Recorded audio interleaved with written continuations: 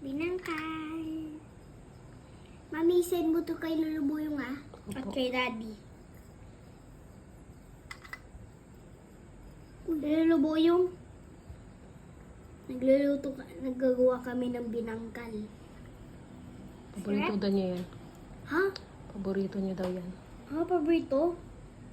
Paborito? Ako, nung ko pa lang, baka paglaki ko, luto ako ulit ng ganito.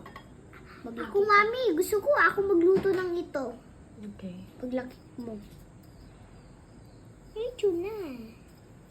Pag habang hindi pa nalaki, kasi tatulong namin ni Mami ito.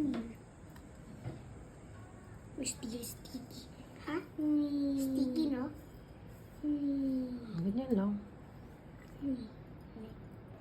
Ito na lang, ha? Kasi dami nating use sa ito natin. Uy, mukhang nagdadrive sila eh.